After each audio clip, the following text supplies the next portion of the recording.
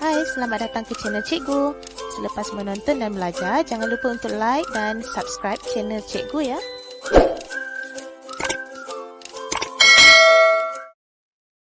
Assalamualaikum warahmatullahi wabarakatuh. Okay, berjumpa lagi kita dalam video kali ini di mana kita akan sambung pembelajaran kita dalam bab 6 iaitu persamaan linear di mana tajuk 6.2 ialah persamaan linear dalam dua pemboleh ubah. Okey, dalam video ini kita akan belajar 4 perkara iaitu yang pertama kita akan mengenali persamaan linear dalam dua pemboleh ubah. Kemudian kita akan belajar cara untuk membentuk persamaan linear dalam dua pemboleh ubah. Yang ketiga, cara untuk menentukan penyelesaian yang mungkin bagi persamaan linear dalam dua pemboleh ubah. Dan seterusnya adalah cara untuk mewakilkan persamaan linear dalam dua pemboleh ubah secara graf. Okey, so kita akan lihat yang pertama dahulu, iaitu cara untuk mengenali persamaan linear dalam dua pemboleh ubah.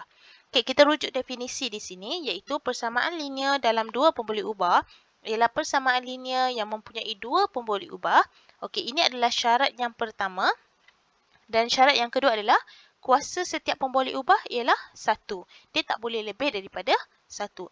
Kalau sebelum ni kita dah belajar hanya melibatkan satu huruf sahaja iaitu satu pemboleh ubah. Kali ini dia melibatkan dua pemboleh ubah. Okey, contoh yang diberi persamaan linear dalam bentuk umum ni adalah AX tambah BY sama dengan C. Jadi AX tambah BY, kalau kita lihat dekat sini, X dan Y ini adalah dua pemboleh ubah yang berbeza. Okey, jadi AX, A, B dan C ni adalah nombor. Okey, dan di mana keadaan A dan B dikata bukan sifar. Sekurang-kurangnya mesti nombornya mesti 1, sekurang-kurangnya 1 dan ke atas. Okey, sekarang kita tengok kepada contoh 6.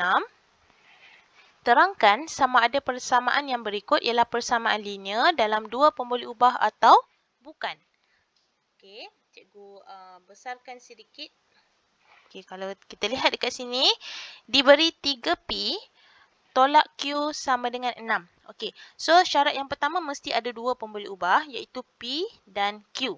Okey, jadi syarat pertama okey dan setiap pemboleh ubah itu mesti hanya kuasa 1 saja. So kalau tak ada nombor dekat sini bermaksud kuasa 1. Jadi A adalah persamaan linear yang melibatkan dua pemboleh ubah.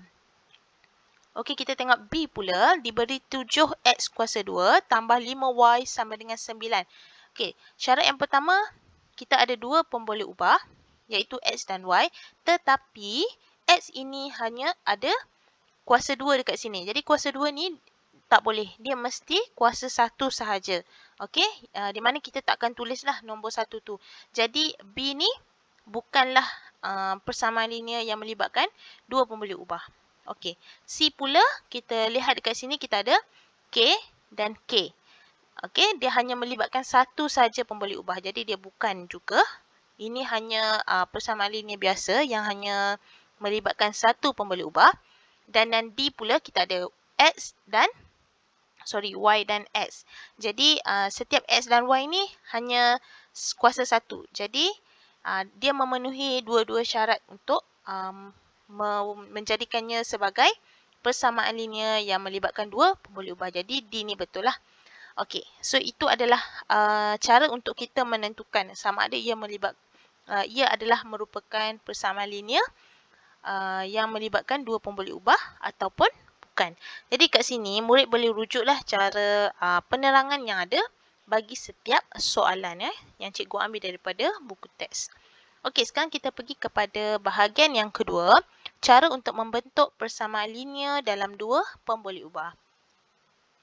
Okey, kita rujuk contoh 7. Bentukkan persamaan linear dalam dua pemboleh ubah bagi setiap yang berikut. Okey, so kita tengok soalan A. Beza antara dua nombor ialah 18. Bermaksud kita recall semula apa yang kita belajar sebelum ni. Kenapa kita gunakan pemboleh ubah iaitu X, Y, M, N, A, B, C dan sebagainya itu. Kerana kita wujudkan X dan Y itu kerana ia mewakili sesuatu nombor ataupun suatu kuantiti yang kita tidak ketahui nilainya. Jadi dekat sini dia kata beza antara dua nombor. Nombor ni yang kita tak tahu. Nombor apa? Tapi yang pasti setiap beza tu adalah 18. Jadi, dua nombor ni kita tak tahu nombor apa. Contohnya kalau 19 tolak 1 pun dia jadi 18. Ataupun 20 tolak berapa. Apa-apa pun nombor, bila kita tolak dia akan jadi 18. Jadi dia banyak kemungkinan nombor tu. Jadi kita wakilkan apa yang kita tak tahu tu sebagai pemboleh ubah. Jadi macam mana kita nak mewakilkan? Beza ni bermaksud tolak. Jadi kita wakilkan X tolak Y sama dengan 18. Okay? Ataupun kat sini dia tulis P tolak Q. Apa-apa pemboleh ubah pun kita boleh guna. Jadi tak salah. Kita nak guna XY ke, kita nak guna PQ ke, YZ ke, MN ke, tak kisah. Okay? Yang penting persamaan tu mesti betul. Okay, kita tengok soalan B pula. Simpanan wang saku Ahmad ialah X. Okay, X ringgit. Dan simpanan wang saku Norita ialah Y. Okay, so Ahmad, apa yang diberi kita catat. X dan Norita Y. Okay.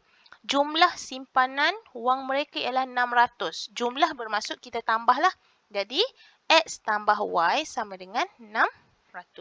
Okey, sebab tu dekat sini dia guna X tambah Y sama dengan 600. Kalau kita nak buat P tambah Q, boleh tak? Kalau kat sini sama dengan 600, boleh tak? Okey, so tak boleh. Kalau yang ini tak boleh. Kita nak pandai-pandai nak tukar jadi PQ. Kenapa tak boleh? Sebab dia dah beri dekat sini X dan Y. Jadi kita tak boleh nak tukar benda tu. Okey, C. Sebuah bas dan sebuah van masing-masing dapat membawa M dan N. Sama juga dengan yang ni. Kalau diberi M dan N, kita kena guna M dan N. Okey. So kalau dekat sini dia kata sebuah van, bas dan van. Okey, apa yang disebut dulu? Bas. Apa huruf yang diguna? M. So M ni mewakili bas. Okey, yang kedua van. Okey, so huruf yang kedua adalah N. So ini adalah van. Okey, itu cara dia. Jumlah penumpang yang dibawa oleh dua bas. Okey, bas ada 2 dan 5 buah van. Van ada 5. Ialah 100 orang. Jadi jumlahnya adalah 100 orang. Macam mana kita nak mewakilkan apa yang diberi maklumat ni dalam bentuk persamaan linear adalah, okey, kita guna huruf M, N yang diberi ni dan juga berapa jumlah yang diberi. Iaitu bas ada 2 buah. So 2M. Okey, disebabkan dia nak jumlah, jadi kita kena tambahlah jumlah. Van ada 5 buah. So 5N. Okey, jumlahnya adalah 100. Okey, so kalau kita lihat dekat sini, 2M tambah 5N sama dengan 100. Okey, so cikgu harap semua faham. Kita pergi kepada contoh 8. Okey, untuk contoh 8 pula, dia beri persamaan dan kita kena create situasi. Kita kena terangkanlah situasi tu. Jadi dia beri persamaan yang pertama adalah P tolak Q sama dengan 6. Okey, itu persamaan dia. Dan dia bagi tahu P dan Q adalah mewakili bilangan murid lelaki dan perempuan. Sama macam tadi, apa yang diberi dulu? P. So, kita catat P, apa yang disebut dahulu? Lelaki. So, P ni adalah lelaki dan Q adalah huruf yang kedua. Dan apa yang diberi yang kedua adalah perempuan. So, Q adalah perempuan. Jangan tertukar. Yang menyertai suatu ekspedisi yang diadakan pada cuti sekolah yang lalu. Okay. So, diberi dekat sini. P tu murid lelaki. Q tu adalah murid perempuan yang menyertai suatu ekspedisi. Jadi, apa yang diberi adalah P tolak Q sama dengan 6. Bermaksud, jumlah beza antara jumlah lelaki dan perempuan adalah seramai 6 orang. Okey. So kalau kita lihat dekat penerangan dekat sini, bilangan murid lelaki adalah 6 orang lebih daripada murid perempuan dalam satu ekspedisi yang diadakan pada cuti sekolah yang lalu. Okey. Kemudian bermaksud sama ada yang ini ataupun kita boleh kata beza antara murid lelaki dan murid perempuan adalah seramai 6 orang. So, kita boleh mana-mana ayat lah yang sesuai. Okey, yang B pula. 4X tambah 5Y sama dengan 35. Dengan keadaan X dan Y masing-masing mewakili harga dalam RM sepinggan nasi lemak dan sepinggan mi goreng. Okey, jadi diberi persamaannya adalah 4X tambah 5Y sama dengan 35. X adalah, okey, apa yang diberi dahulu? X, nasi lemak. So, X adalah nasi lemak dan Y ialah mi goreng. Okey, jadi diberi persamaan 4X tambah 5Y sama dengan 35. Bermaksud nasi lemak ada 4 pinggan, Y ada, mi goreng ada 5 pinggan. Jumlahnya adalah 35 ringgit. Jadi sebab tu dia kata kat sini jumlah harga bagi 4 pinggan nasi lemak dan 5 pinggan mi goreng ialah 35 ringgit. Okey, jadi cikgu harap boleh faham apa yang telah diterangkan cara untuk mencipta persamaan linear. Okey, kemudian kita pergi kepada bahagian C, cara untuk menyelesaikan, menentukan penyelesaian yang mungkin bagi persamaan linear dalam dua pemboleh ubah. Okey, yang ini yang penting yang memang yang lain pun penting, tetapi yang ini paling banyaklah yang ditanya dalam soalan peperiksaan. Okey, iaitu kita menggunakan teknik penggantian. Okey, contohnya kita tengok contoh 9. Tulis 3 pasangan penyelesaian yang mungkin bagi 2X tambah Y sama dengan 6. Jadi kita lihat dekat sini, kita ada X, kita ada Y. So 2X tambah Y sama dengan 6. Okey, jadi dia nak 3 penyelesaian yang mungkin. Bermaksud kita kena masukkan apa-apa nilai yang kemungkinan untuk X. Salah satu pun boleh ubahlah untuk mencari salah satu lagi Y. Okey, so kita lihat contoh dekat sini. Yang pertama, dia masukkan X sama dengan kosong. Okey, so bila X sama dengan kosong, kita masukkan nilai kosong tu ke dalam X. Okey, cara dia macam ni. Okey, so X ni kita masukkan nilai kosong. Bila kita nak masukkan nilai kosong, apa-apa nilai, kita buat kurungan. Okey, kurungan tambah Y sama dengan 6. Okey, so kurungan tu bermaksud darab. Jadi 2 darab kosong sama dengan kosong. Okey, so kosong lah. Kosong kita tak payah tulis. So Y sama dengan 6. Bermaksud apabila X sama dengan kosong, Y akan jadi 6. Okey, itu kemungkinan yang pertama. Okey, yang pertama. Itu X sama dengan kosong. Sekarang kita nak buat kemungkinan yang kedua. X sama dengan 2. X sama dengan 1. Okey, X sama dengan 1. Sama saja teknik tadi. 2X tambah Y sama dengan 6. Kita masukkan X tu nilai 1. Okey, jadi kita buat kurungan. Masukkan 1 tambah Y sama dengan 6. Okey, so 2 darab 1, 2 tambah Y sama dengan 6. So kita nak Y sahaja. Jadi 2 ni kita nak alihkan dia ke sebelah sini, sebelah kanan. Jadi positif akan jadi negatif. Okey, sebab tu kita kena tolaklah. 6 tolak 2, Y sama dengan 4. Sebab tu kita dapat Y sama dengan 4 dekat sini.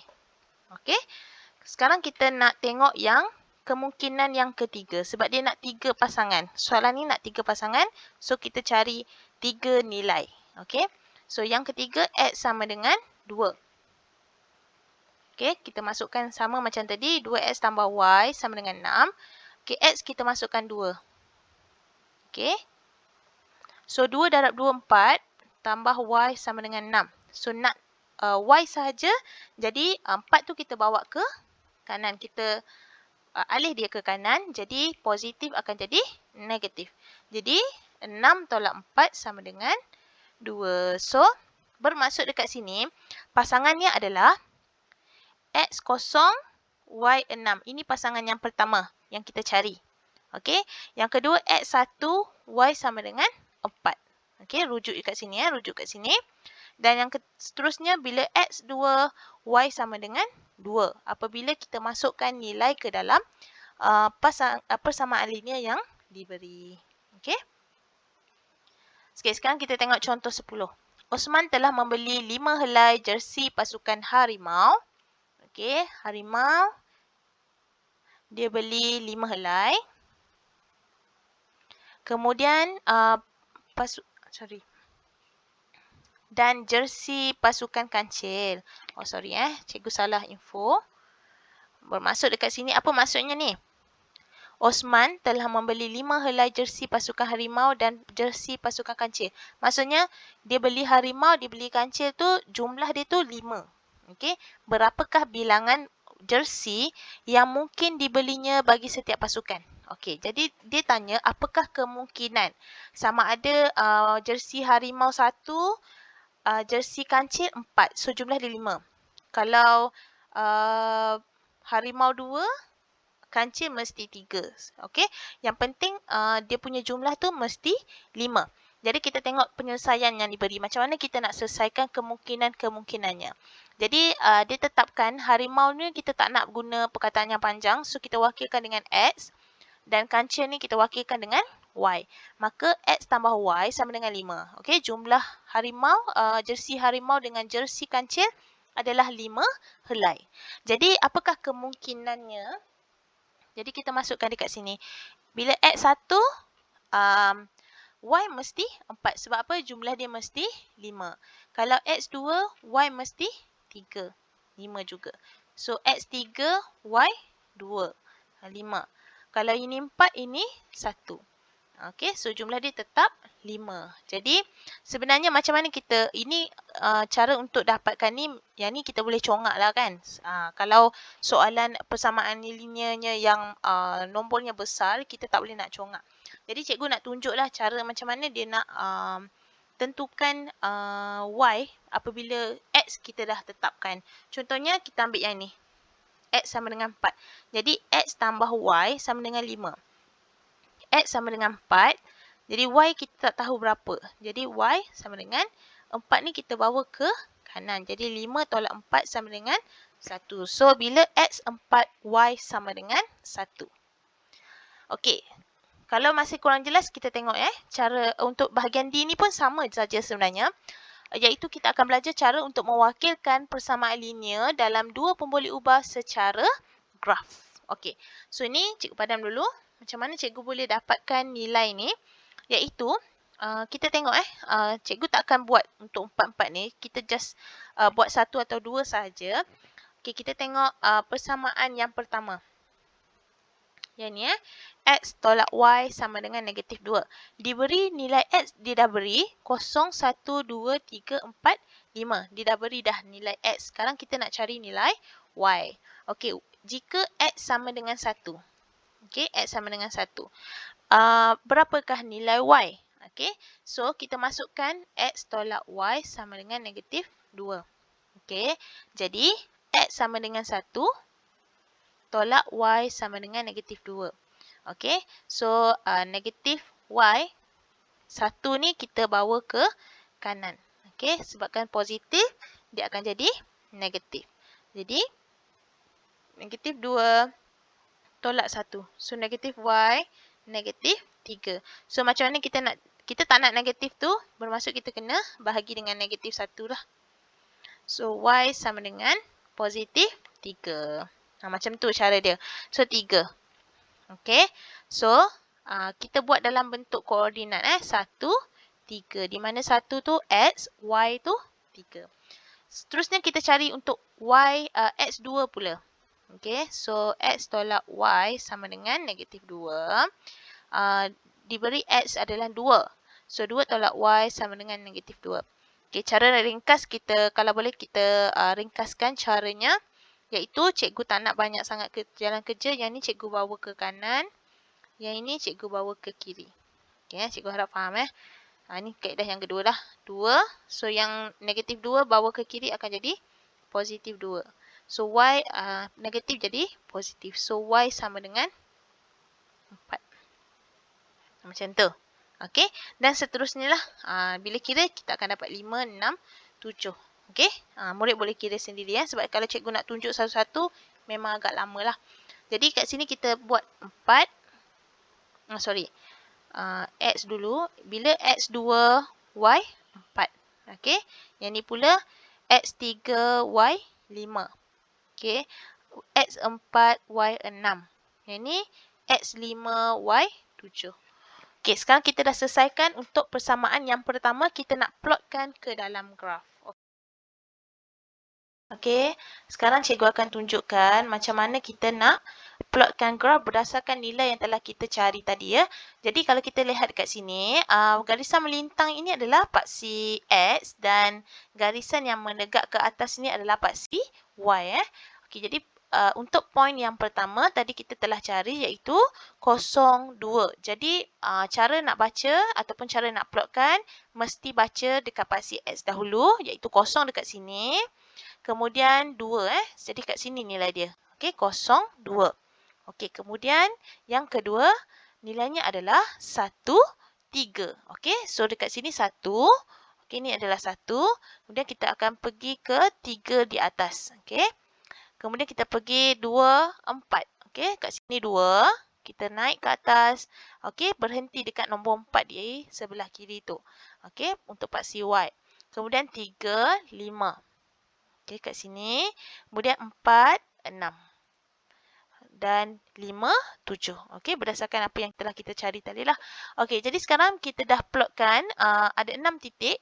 Jadi, kita akan buat garisan ya. Garisan ni kita buat guna pembaris lah kalau kita buat manual.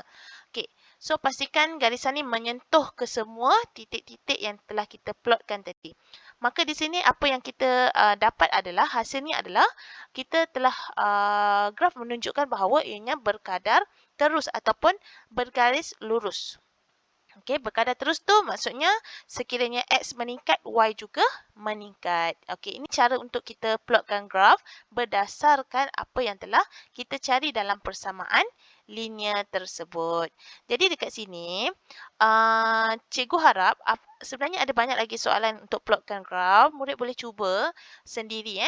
Aplikasikan apa yang telah kita belajar pada hari ini dan cuba untuk kira cara untuk penggantian dan masukkan nilai X tersebut supaya kita dapat mencari nilai Y dalam persamaan linear.